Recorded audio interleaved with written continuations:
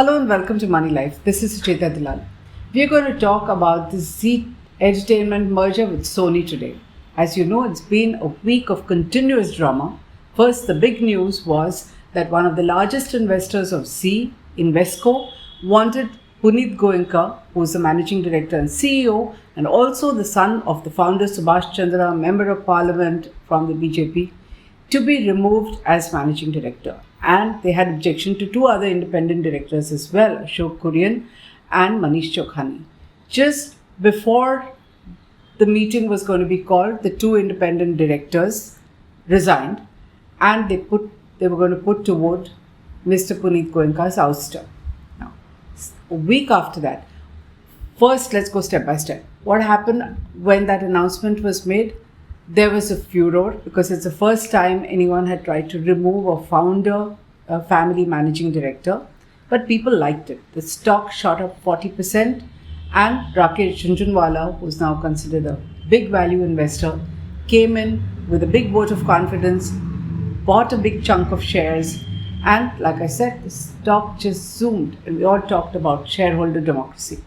Then a week later, there's this sudden announcement that the Zee board met on the 21st of September, agreed to a merger with Sony Entertainment, the India office, and this merger will give a majority stake to Sony, but catch was that Punit Goenka will continue as the managing director. So investors are happy, stock price zoomed up again, but it just has triggered so many questions because no one is quite sure whether we've all been taken for a ride. Did people know? I mean, isn't this too much of a drama in 1 week? What was Invesco Development Market Funds, which has an 18.4% stake in Zee, what was its game plan? What was the intention? Was it that it wanted to push Punit Goenka into agreeing to a merger? Was there something happening behind the scenes that we don't know about? With this back to the wall, obviously, there seems to have been a yes. Sony was apparently shopping for potential partners and the deal went through almost overnight. Suddenly the board of directors is agreeing to it. Now the news has just raised so many questions on social media. No investor is willing to buy the story at face value. This was not shareholder activism or shareholder democracy. Obviously, the main players, apart from the official announcement, are keeping quiet. But there are a few issues that come up. One is, first of all, what happened behind the scenes. Now, no one's talking. The surprise is that a proxy advisor, InGovern, has been putting out a series of tweets last night, appearing to be speaking for the largest investor, Invesco. I sent an email to Invesco. I haven't got a reply yet while I'm recording this. Now, what is InGovern saying? Let's look at those tweets and let me try and raise some questions and answer them. So the first tweet says, Sony comes in as a white knight for Zee. Nothing wrong in two companies proposing merger, as CEOs can initiate merger discussions and then approach shareholders for a vote. Invesco did not have an alternate plan and hence it would be surprising if it's not supporting this merger. Now, seriously, I mean, if you didn't have a plan, why were you trying to remove the managing director and two other independent directors? What was your problem with them? And if you're going to flex your muscles, why shouldn't other investors know what is happening? No answers. Okay. The second is the timing and speed of the deal. So, did Invesco know about Sony's interest? As I said earlier, that seems to be the case. Seems to be wanting to push him to the wall, and it seems to have worked. This point is also made by J.N. Gupta, who heads a proxy advisory firm, Stakeholder Empowerment Services. He's a former regulator. When I asked him about the merger, and his comments on it, he said very clearly that his firm does not like to comment and speculate on what they don't know. He says, how do I know that the next set of people that the shareholder activist is appointing is going to be better than this present set? You have to give me a cogent argument. Just because you say there are governance issues, I don't know if that is the case. Given the two situations, he says that Invesco's proposal to throw out Goenka and the Sony deal, the deal looks good now because at least with the merger and a large company like Sony coming in, with a majority stake, there is a clear roadmap. Now let's go back to InGovern's next tweet. It says, I'm quoting, as a fund, Invesco would be interested in financial returns and clean governance. With Sony as a majority shareholder and a likely reconstituted board, the merged entity would be the best solution Invesco could have hoped for.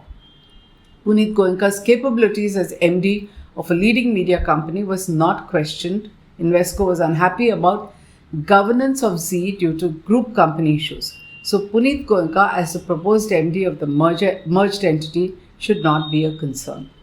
Really, this is rather disingenuous, isn't it? Because when you remove Puneet Goenka and independent directors and you talk about governance issues, that's hardly a vote of confidence about his abilities or about you wanting a company with clean governance. Moreover, problems with governance of Zee because of group company issues remain unresolved, unknown, since he continues as managing director. Yes, Sony indeed will have a majority stake and it will appoint its own person, as he says, the CFO. It will have its own directors. But remember, Zee is not your usual media company. It has enormous political clout. And anybody who looks at Indian companies with the kind of political connections and clout there is, and its past history, which is quite controversial, would not be so sanguine, least of all a proxy advisor who ought to know what happened during the Ketan Parekh scam or earlier. We don't even know what irked Invesco in terms of influence of group entities or why it wanted those independent directors out. Unanswered questions, like I said. Now here's a third tweet. This is again from InGovern. Says, also Invesco could just as well withdraw the EGM call, first to remove Puneet Goenka. And further, so probably for the first time in India, we are seeing activism, shareholder activism, they say, where a fund triggered an action which is pushing a company into a merger. So shareholder activism in corporate India has come of age. When you say shareholder activism, I don't think it's about one large institutional investor flexing its muscles. That's hardly shareholder activism because the rest of the shareholders, investors at large, are asking questions. They're not convinced about what is happening. So I think it's premature to celebrate. Not only are people confused, even when they're happy, a lot of stuff seems orchestrated. Even the tom-tomming about the super blue chip that's going to emerge out of the merger of these two companies. It's also strange that the stock continues to surge. Some people got an opportunity to buy at a very opportune little window between the tamasha of last week and the board meeting the next week. Now, there's another angle. One of the newspapers, leading newspapers, saying there's going to be no open offer, though very clearly Sony is taking over Zee for all practical purposes. As the proxy advisor says, it's going to have a majority, it's going to control the board. But hello, they say no open offer, and because it's a merger. Now, we don't know what SEBI is going to do. I would have said the rules under the takeover code are very clear. If there is a change in management, and here indeed there is Sony coming in with a majority, then there should be an open offer. But is the drama to continue with Puneet Goenka merely to avoid an open offer? I mean, that is again further games, isn't it? And these are questions that people are asking. You also have to remember that those of us who have watched the capital market and covered it for over 35 years, we know that nothing is as simple as it appears.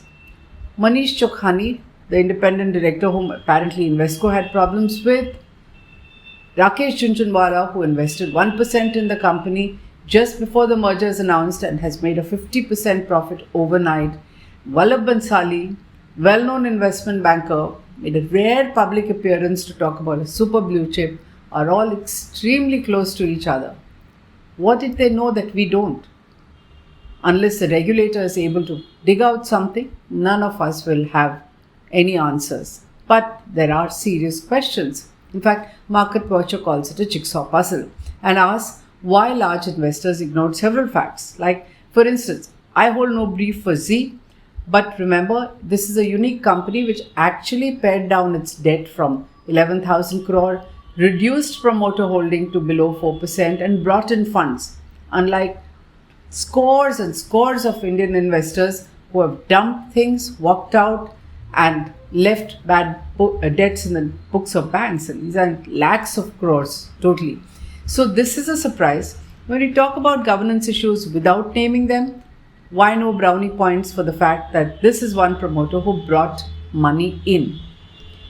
It's also a moot question whether Mr. Goenka is there for the short term as a face saver and to avoid an open offer under the takeover code, or will he continue? This face saver is also important for the Zee Group because remember, the problem is not limited to Zee Entertainment.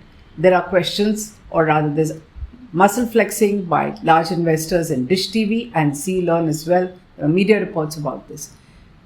People are hoping that all that is going to die down and that's going to benefit the group. So it may be to Puneet Goenka's advantage to stay on and play ball in the Sony merger, which seems to have been pushed on the group.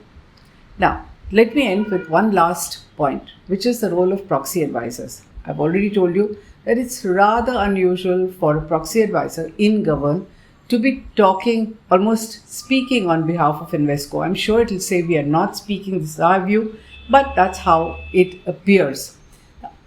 Other proxy advisor is Institutional Investor Advisory Services. That also is rather curious. In fact, just before the board meeting, a Zee company had actually raised questions about emails sent by Mr. Amit Tandon. In fact, they were captioned Khela Hobe, which is very popularized during the West Bengal elections. What the article says is this, and I'm quoting, Zee Media has details of the emails between Amit Tandon, who is the managing director of IAAS, and a few investors, which clearly raises suspicions about whether IAAS and Amit Tandon are conspiring against the SL group. This is the Zee Group's article. Take it with a pinch of salt. It also questions whether this strategy of brinkmanship, if you will, is going to extend to other group companies. Meanwhile, after yesterday's developments, IAAS has put out a tiny little statement, and this is what it says. It expects Sony to control the purse strings, same thing that the other two have said, and bring in a new chief financial officer for the merged entity. As I said, obviously Sony is getting control, and that Puneet Goenka will be reporting to a different board, a majority of which will be nominated by Sony, reducing the risk of related party transactions and governance failures. Very interesting. I don't know how many people are working at cross purposes, but clearly this is one proxy advisor which believes that there's management change. Puneet Goenka is reporting to Sony and Sony is in charge of management. So who's putting out stories that there will be no open offer is an interesting question. So while shareholder activism is a good thing, the role of proxy advisors, what they stand for, is rather worrying in this particular case because it should extend only to helping institutional investors fulfill their fiduciary responsibility of voting correctly on board resolutions. They are not supposed to be into anything else that they may be doing, and this deal certainly seems to have a lot of angles that we frankly do not understand. Again, to quote J.N. Gupta, he says, about themselves, we as a firm will never speak at the prodding of a company or an investor. Also, we will only go by published information. We have no friendship with anyone. Our approach will be to take a stand when we know specific facts, and that is how it should be. Are all of them dealing on the same basis? What about the other players, the institutional investor and everybody else that I've mentioned earlier? What I can say for sure is interesting developments, big change through voting, so corporate democracy at work, but with a lot of questions which may slowly unravel in the next few days. Like what you heard, please subscribe to Money Life TV and share this video. Thank you.